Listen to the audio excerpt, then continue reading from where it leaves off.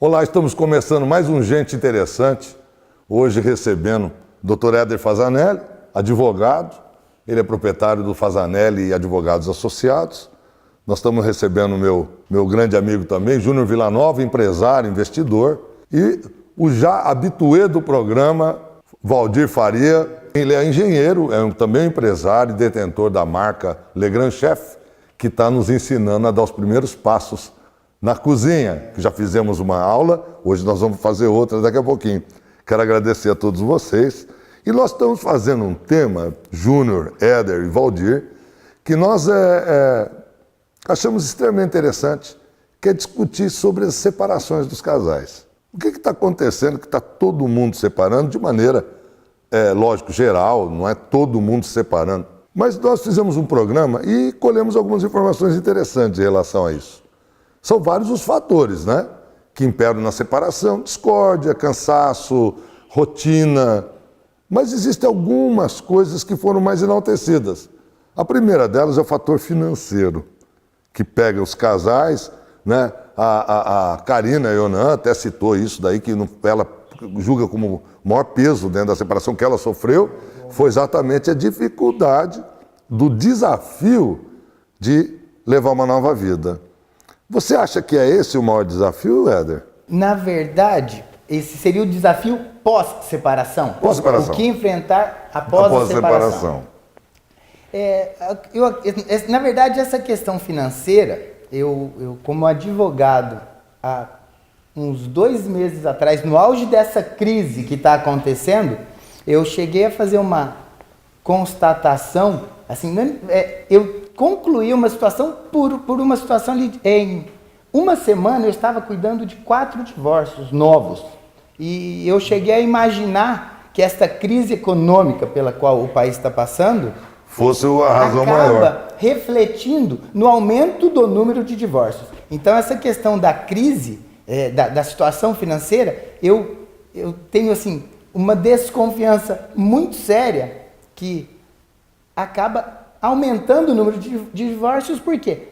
Se o casal divorcia por problemas de convivência, todos os fatores que podem gerar o divórcio, é óbvio que a situação financeira complicada vai agravar, aumenta o estresse de todo mundo, e com o aumento de estresse não há convivência que não piore também. Mas isso no aspecto litigioso, vamos se dizer.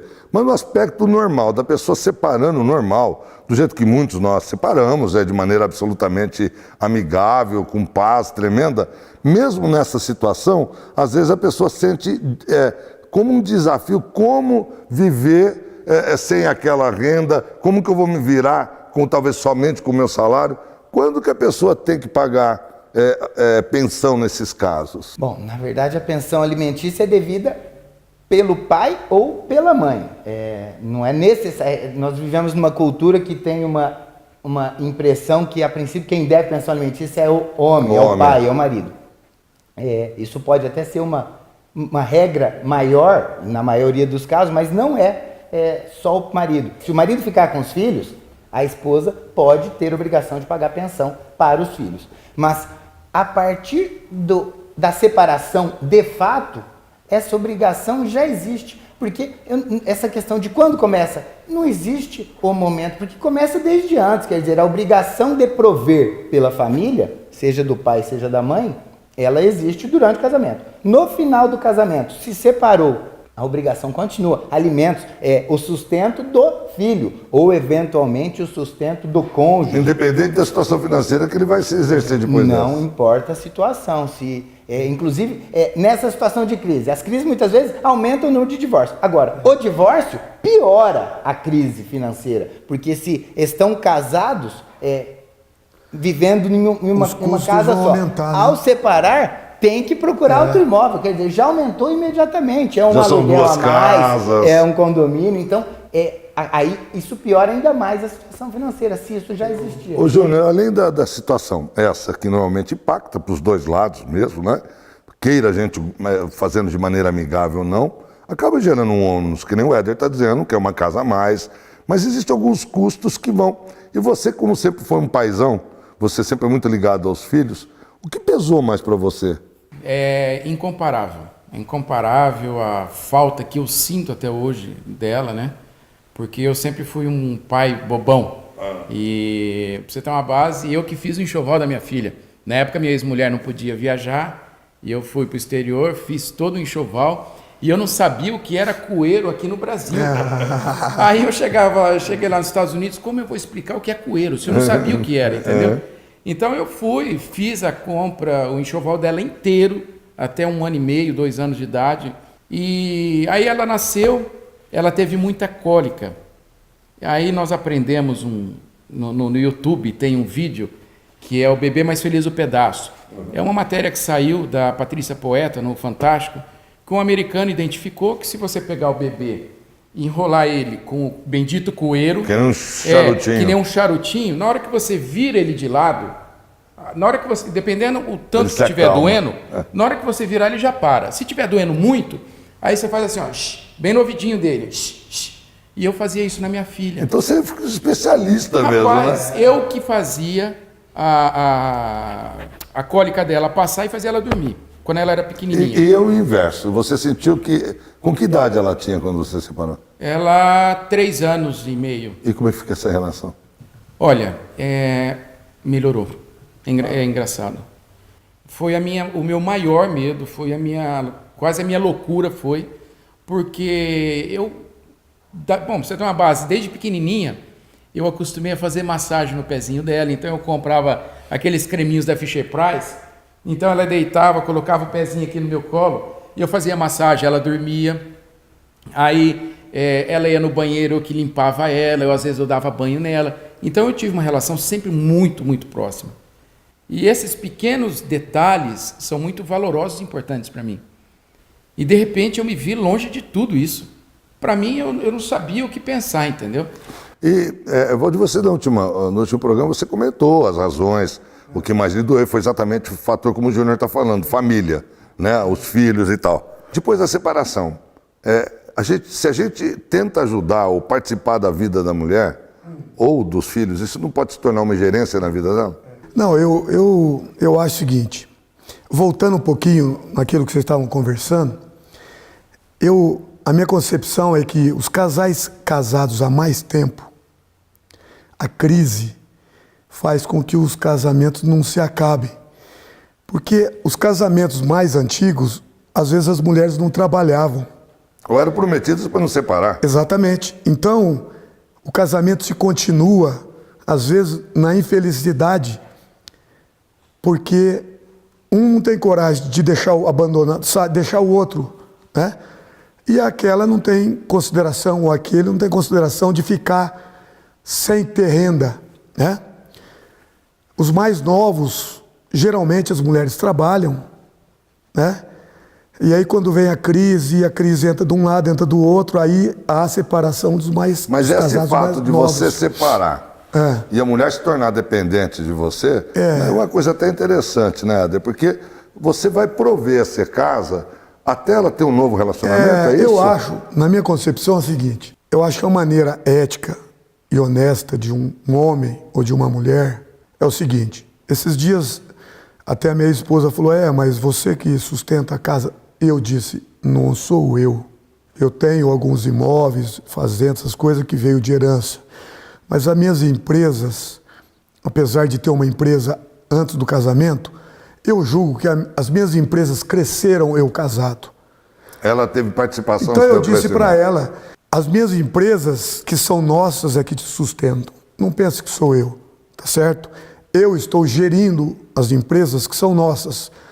Nós temos 3 filhos, essas empresas vão ser deles, tá certo? Então, eu não quero que você pense que sou eu que estou lhe sustentando. Não quero que você pense Mas isso. não é sempre assim, né? Não é sempre assim, infelizmente. Porque eu acho que, inclusive eu conheço muitas pessoas que não se preocupam com os filhos, fingem que não existe os filhos. Na minha opinião, isso é um absurdo. Gente que tem condição, ele se faz de bonito em todo lugar e ele não dá nem escola para o filho. Não, o que eu não entendo é muitas vezes a pessoa teve uma vida maravilhosa, jurou, tiveram os filhos e depois viram 2 grandes inimigos. Nós vamos para um rápido intervalo e voltamos num minutinho.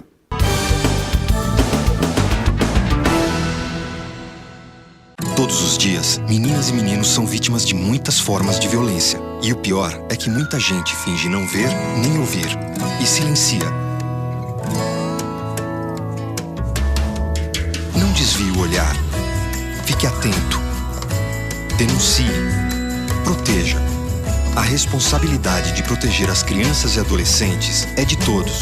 Procure o Conselho Tutelar ou Disque 100.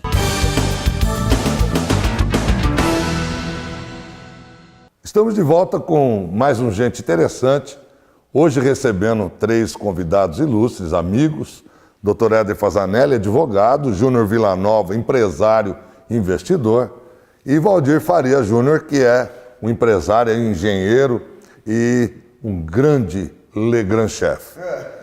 E no último bloco, nós estávamos comentando a respeito da ética no casamento, né, Dr. Éder? E você pontuou que começa bem e acaba bem. Quando acaba mal, parece que não acaba. O que você fala dessa? Porque a postura do Valdir não é uma coisa que a gente vê sempre, corriqueiramente, mesmo porque a legislação manda separar, dividir bens, e parece que todo mundo acaba saindo mal do casamento.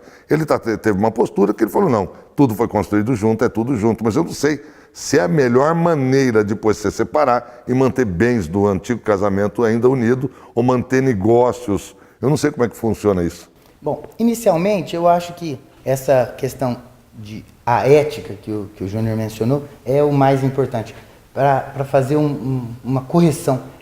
O advogado não participa da parte litigiosa só, porque muitas vezes o advogado é procurado até mesmo para aconselhamento de como eu faço para me separar e neste aconselhamento é nossa obrigação, inclusive, tentar fazer isso consensualmente, amigavelmente, fugir do litígio. Porque se tem um negócio que piora a separação, que hoje a gente ainda fala separação, mas o nome é divórcio, não existe mais separação, o pior de tudo é o litigioso, porque já é um momento complicado, transição, filhos... Fere os filhos, né? Esse afastamento. Se for ter o litígio aí, é muito maior estresse. Então, o advogado, às vezes... é muito importante para ajudar a fazer isso de uma forma amigável. E para esse amigável, quando a gente encontra pessoas com ética, a pessoa sabe da própria obrigação e não está tentando fugir dela, é muito fácil a gente construir uma situação ali na qual o provedor, via de regra, é o marido, sem nenhum machismo nisso, mas via de regra, o homem sabe das responsabilidades dele e continua provendo a família, a esposa, independente de fixar a pensão alimentícia ou não, faz a continuidade. Até que ponto? Até que momento? Tem uma coisa, hoje em dia, até por essa igualdade do sexo, a mulher não tem mais direito à pensão, salvo se ela tiver necessidade e tudo mais, mas... em igualdade de situações, a mulher não tem mais pensão, a pensão é só para os filhos. É óbvio que falar isso para uma mulher de 40, 50 anos que está divorciando e nunca trabalhou, alto lá, vamos devagar, porque essa mulher de 50 anos não vai se colocar no mercado de trabalho. Exatamente. Então, temos que ter um bom senso. O marido, numa situação dessa, precisa ter a consciência de que faz parte da responsabilidade dele, não só pelos filhos, inegavelmente, mas até pela mulher numa situação dessa. Outros casos, a mulher em idade de poder trabalhar. É muito normal, numa negociação amigável, não precisamos ir na porta do judiciário, não. Uma ajuda financeira de 6 meses, de 1 ano, de 2 anos, até a mulher se colocar no mercado, não é nem se recolocar, é entrar, muitas vezes pela primeira vez, com 30, 35 anos. Então, quando o marido, quando a pessoa que tem condição, sabe da sua obrigação, e não fica querendo fugir delas, o cara sabe o que tem de responsabilidade lá e continua mantendo. Aí nós chegamos num divórcio consensual, amigável. Eu gosto até de chamar civilizado. Há alguns divórcios que eu chamo de civilizado. Não precisa nem fixar a pensão alimentícia.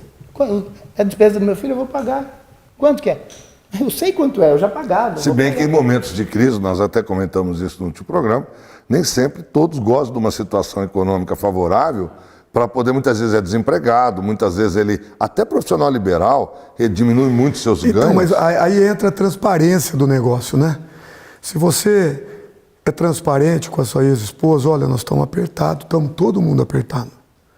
Então, quer dizer, as dívidas também são nossas.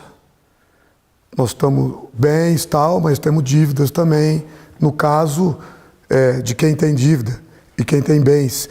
Agora, uma coisa que no meu caso, por exemplo, eu tenho filhos já formados, tenho um filho que é financeiro em uma empresa, administrador de uma delas, e eu faço questão que ele participe do financeiro total da empresa, que ele olhe o financeiro, porque a transparência é a melhor coisa. Porque mesmo que o casamento esteja acabado de uma maneira triste, às vezes, ou por isso, ou por aquilo, dali a pouco, aquele querer bem tem que voltar. Você não morou com uma pessoa 10, 15, 20 anos e de repente você odeia essa pessoa? Então, quando acontece isso, você precisa procurar uma ajuda de terapia, de alguma coisa. Você não pode odiar uma pessoa que você morou junto 10, 15, 20 anos. Você sabe uma coisa que a gente tem percebido? Que quando morre um dos sogros, ou pai dela ou pai dele, o volume de separação é muito grande quando morre alguém dentro de casa. Vamos supor, um casal tem 2 filhas, morre o pai, elas são casadas. E se eles têm algum problema de casamentos, ou quem mantinha esse casamento eram os pais, ou a integridade da família que jurou e queria que esse casamento se mantivesse. Então, muitas vezes, os casais têm dificuldade, eu penso como homem, porque não é só a esposa, não é só os seus filhos, mas é seu pai, sua mãe, o sogro e a sogra, os cunhados, não só os amigos, como o Valdir disse também, que há também relação de famílias muito grande envolvida. O que você pensa? O que foi a parte, além da filha, que é uma coisa mais de coração, o que sentiu mais, o que foi mais difícil para você tomar essa decisão? Ou você não tomou decisão? Olha, Elias, é um turbilhão de sentimentos, de emoções que você sente. Enfim, eu não saberia, caracterizar uma aqui nesse momento. Mas apenas voltando, qual seria o momento certo?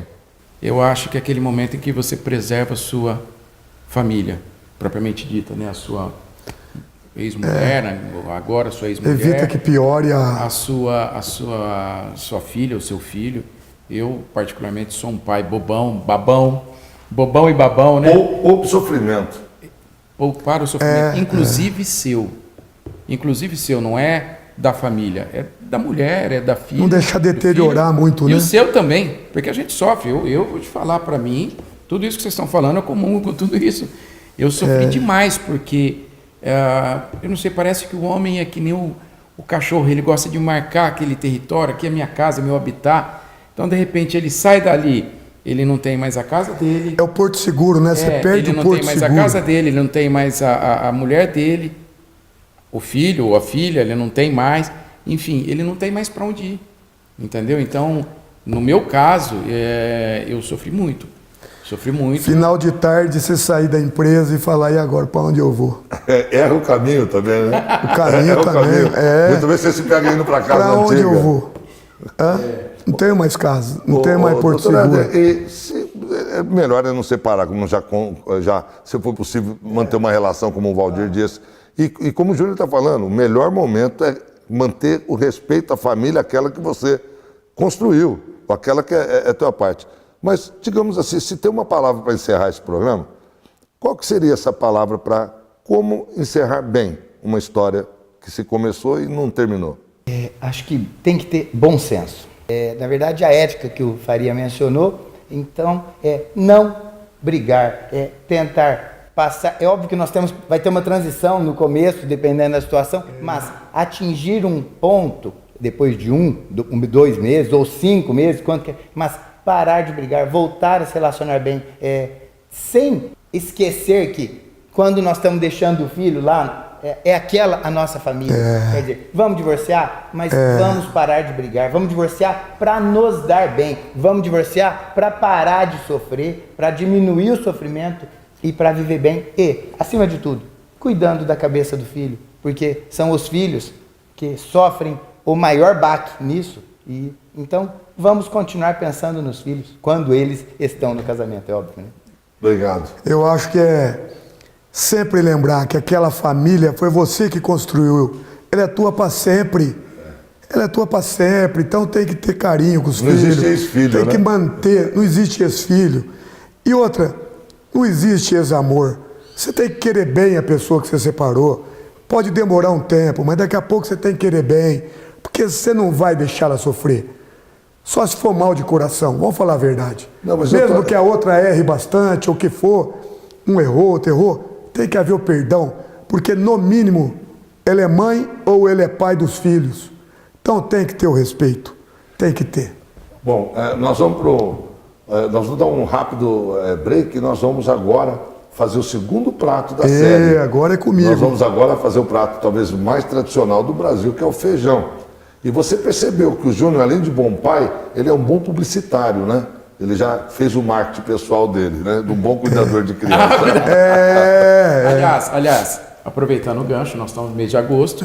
Feliz Dia dos Pais a todos. Feliz Dia dos Pais.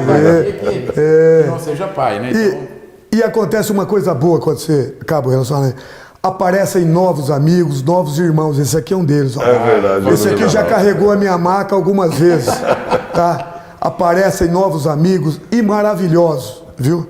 Bom, gente, muito obrigado. Nosso tempo está esgotado, mas nós vamos agora fazer feijão. E obrigado a você, que nós já vamos nos ver ali do lado do fogão, aprendendo a cozinhar com o famoso chefe Valdir Faria. Famoso porque ele é meu amigão.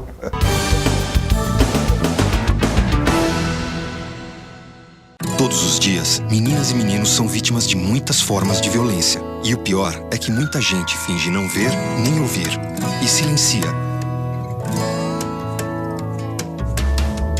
Não desvie o olhar. Fique atento. Denuncie. Proteja. A responsabilidade de proteger as crianças e adolescentes é de todos. Procure o Conselho Tutelar ou Disque 100.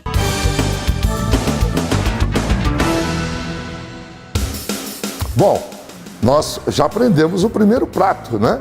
Que é o arroz, que o Valdir já nos ensinou, que é um pouquinho de alho frito, cebola picadinha, o azeite, refoga tudo com um pouquinho de sal. Hoje nós vamos aprender a fazer feijão. Agora é com você, Valdir. Pessoal, estamos voltando aqui, vamos hoje ensinar você a fazer um feijão. Feijão é aquela comida brasileira mesmo, né? A gente pensa que é difícil. Desculpa pela voz, que eu tô afônico, mas o chefe afônico também cozinha. Veja bem, a gente usa muito feijão carioca, feijão bolinha, tá? Mas qualquer feijão que você for fazer, o ideal é você deixar ele de molho em torno de 2, 3 horas. Você põe ele, cobre ele de água e deixa ele de molho. Deixa ele descansando. O que ele vai fazer? Ele vai cozinhar e não vai deixar ele rachar muito. Ele vai manter mais o grão íntegro, entendeu? Hoje nós vamos fazer já meio em etapa, porque o feijão demora um pouco mais. Então, estamos já com o feijão dentro da água. Panela de pressão. É muito importante que as pessoas saibam que panela de pressão é uma coisa muito perigosa, certo? Uma panela de pressão, ela destrói tudo isso aqui, ó, se ela explodir. Então, tem que mexer com muito cuidado em panela de pressão. Quando ela tiver com pressão, você precisa tirar toda a pressão dela. Isso é muito importante. Muito importante, tirar toda a pressão dela para depois abrir a panela. O que você vai fazer? Você vai colocar esse feijão, escorre ele dessa água, tá? Não precisa ser essa água aqui. Coloca o feijão aqui dentro. Vamos pôr meio quilo, dá para 6 pessoas, 7 pessoas. O feijão, ele dá para bastante gente, pouca coisa. Então 500 gramas resolve geralmente seu almoço e seu jantar. Então você vai botar água aqui que cubra em torno de 2 a 3 centímetros o feijão que estiver aqui dentro. Tampa a panela, certo? Panela, essa daqui, ela é uma panela comum, né? Você vai fechar ela aqui. Ela tem a válvula de segurança, as panelas mais modernas, certo? E você vai ligar o fogo, geralmente de 10 a 20 minutos. Porque tem feijão que ele é mais novo, tem feijão que é mais velho, tem feijão que você vai notar, é o carioca, mas você cozinha ele, fica mais escuro, fica mais claro. Então, feijão é uma coisa que você vai ter que às vezes aumentar depois de abrir a panela o cozimento dele. Geralmente, em torno de 15 minutos ele vai estar pronto, tá? Então você vai deixar ele cozinhar com água e o feijão só. Quem gosta, coloca 2 folhas de louro dentro do feijão. Aqui, já, com a água, louro e feijão, tá bom? Você pode fazer o feijão só com alho, só com cebola, aí vai do seu gosto, certo?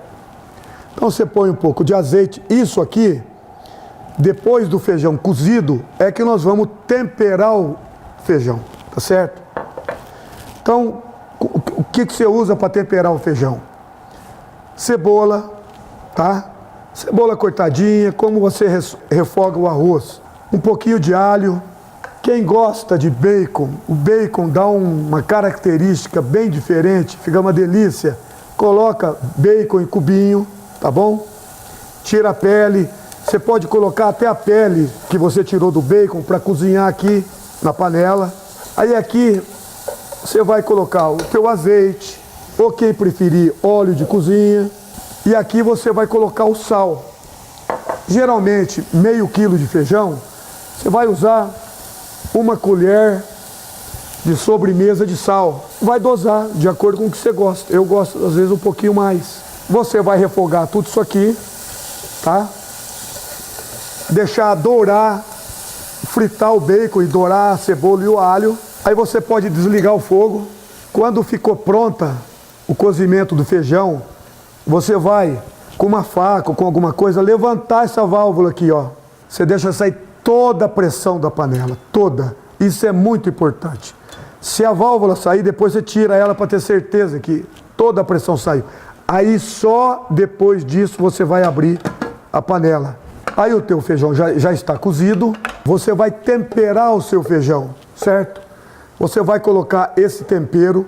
Eu ainda não vou colocar porque ele ainda não está bem frito, o bacon e tal. Aí você vai deixar apurar o feijão. Aí você deixa com a panela aberta, ele apurar. Tem um segredinho, tá? Que eu uso muito.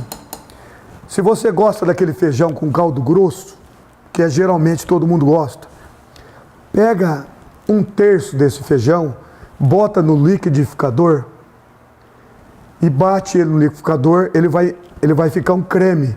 Aí você devolve ele aqui, tá bom? Antes de acrescentar o bacon. Aí você devolve. Aqui tem gente que gosta mais cremoso ainda, você bate metade do feijão no liquidificador, devolve aqui, depois você acrescenta o tempero. Mistura bem, deixa apurar um pouquinho e bom jantar ou bom almoço. Um abraço para vocês. Até o próximo, tá? Um abração, Elias, tá? Beijo em todos.